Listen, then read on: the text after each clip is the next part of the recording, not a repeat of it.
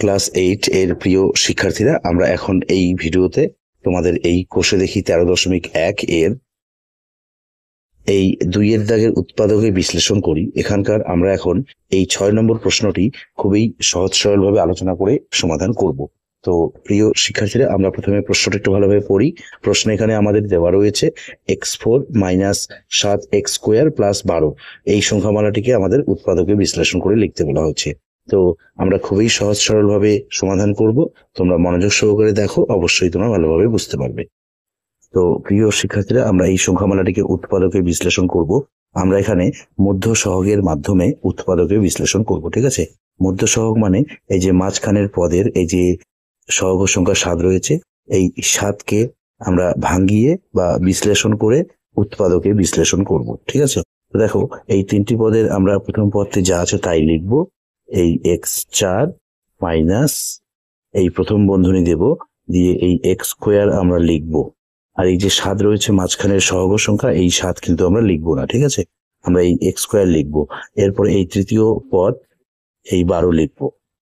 এখন আমরা এই প্রথম বন্ধনী যে আমরা দিয়েছি, এখানে আমরা এমন দুটি সংখ্যা লিখবো যে দুটি সংখ্যা গুণ করলে এই 12 হবে, আর ওই দুটি সংখ্যা যোগ বা বিয়োগ করে যাতে আমাদের 7 হয়, ঠিক আছে। তো আমরা খুবই সহজে বুঝতে পারছি। 3 4 12 হয়, এই 4 যোগ 3, 3 4 গুণ করলে 12 হবে, 4 আর 3 যোগ করলে 7 হবে, ঠিক আছে। আমরা এই মাঝখানের পদ মধ্য সহগ পদ এই 7, এই 7কে না লিখে তার পরিবর্তে আমরা প্রথম বন্ধনী দিয়ে দুটি সংখ্যা লিখলাম, ঠিক আছে। এই দুটি সংখ্যা গুণ করলে আমাদের 12 প্রয়োজন হবে, 12 হচ্ছে, আর যোগ বা বিয়োগ করে 7 লাগবে, ঠিক আছে। এই 7 হচ্ছে। দেখো, এখন সমান সমান দিয়ে আমরা এই x4 লিখবো। এই -4 আর x² গুণ হবে, ঠিক আছে।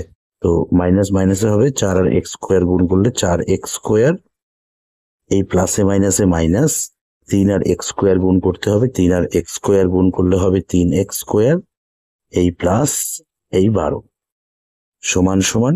এখন আমরা দেখতে পাচ্ছি এখানে 1টি 2টি 3টি 4টি পদ হলো। এই 4টি পদের মধ্যে থেকে আমরা এই প্রথম আর দ্বিতীয় এই দুটি পদ থেকে প্রথমে কমন নেব, ঠিক আছে। এখানে আমরা দেখতে পাচ্ছি প্রথম পদে x রয়েছে আর দ্বিতীয় পদেও x রয়েছে, ঠিক আছে।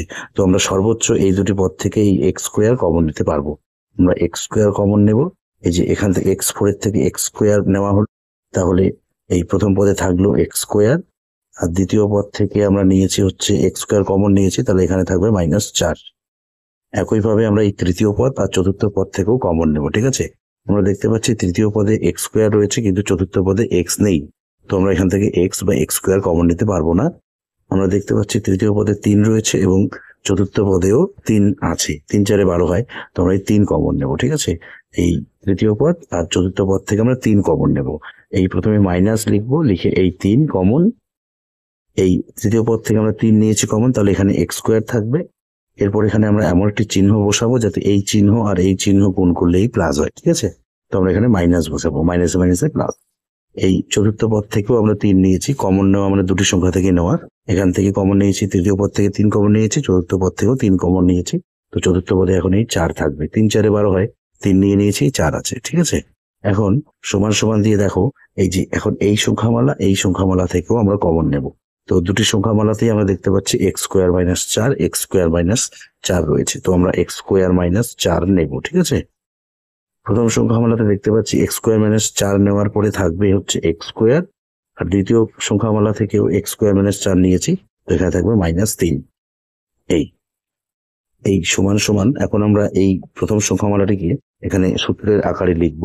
এই যে x² - 4টাকে আমরা 2 দিয়ে স্কোয়ার দেব। 2 এর ঘাত 2 মানে 2টি 2 মানে 2 দুগুণে 4, ঠিক আছে। এখন দেখো, এই দ্বিতীয় সংখ্যামালাটি যা আছে তাই। এখন আমরা এখানে এই প্রথম সংখ্যামালাটিকে সূত্রের সাহায্যে ভাঙাবো, ঠিক আছে। এই x টিকে বলবো আমরা a, আর এই 2 কে বলবো আমরা b। a² - b² এর সূত্র আমরা এখানে ব্যবহার করব। a² - b² এর সূত্র হচ্ছে a + b into a - b, আর এই দ্বিতীয় সংখ্যামালাটি যা আছে তাই। তো আমরা এই যে এই সংখ্যামালাটির উৎপাদক এই 3টি সংখ্যা পেলাম, ঠিক আছে। এটি হচ্ছে আমাদের অ্যান্সার। তো প্রিয় শিক্ষার্থীরা, নিশ্চয়ই তোমরা অঙ্কটি ভালোভাবে বুঝতে পেরেছো।